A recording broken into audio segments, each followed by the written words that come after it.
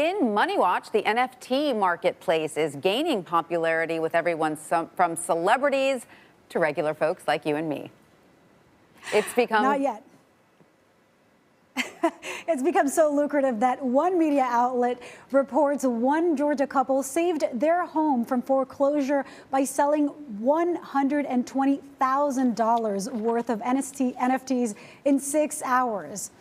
Joining us now from London to talk more about NFTs is Rarible CEO Sunil Singhvi. Singhvi, I'm saying not yet because I have crypto. I don't have any NFTs quite yet. Oh my gosh! Well, you're further along than I am, Lilia. I mean, I'm really behind the curve here. So, Sunil, it's great to have you here because we do talk about NFTs often on this show, but many people, I won't say who, are still a little unfamiliar with them and don't quite exactly understand how they work. So can you explain exactly what NFTs are, why these digital assets matter, and why everybody suddenly seems to want to get their hands on them? So first of all, I will start by saying you shouldn't be too hard on yourself. This is very, very new technology. This has really only existed over the last sort of couple of years that it's gained real momentum. So what is an NFT?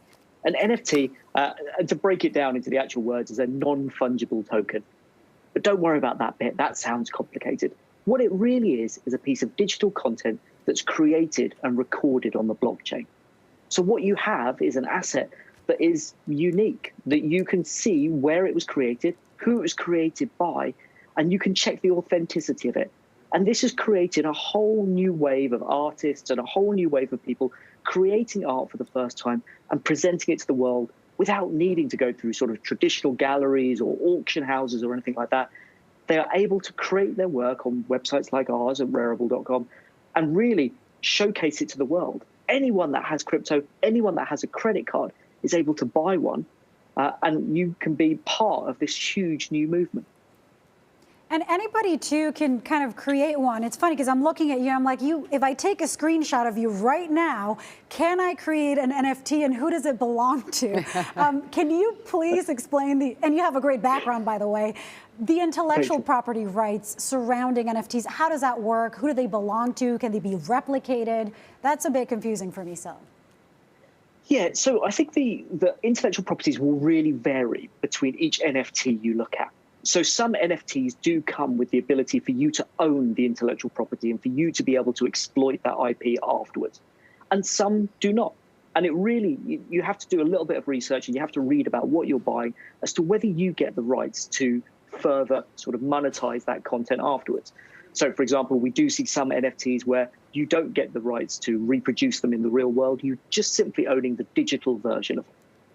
But we see others where you do get assigned the IP and the copyright with the purchase. And it really varies sort of item to item. So in answer to your question, if you were to take a screenshot of me right now and turn it into an NFT, two things would happen. One, I think you would own the copyright for it and you would be able to monetize it as you saw fit. And two, I think you would have a hard job selling.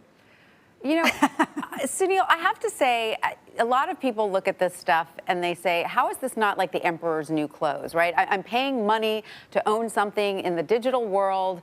If it's art, for instance, don't I want it on my wall? What am I going to do with it on my laptop, right? And secondly, with all of these athletes and celebrities jumping on the bandwagon, it starts to look a little bit like a fad, right?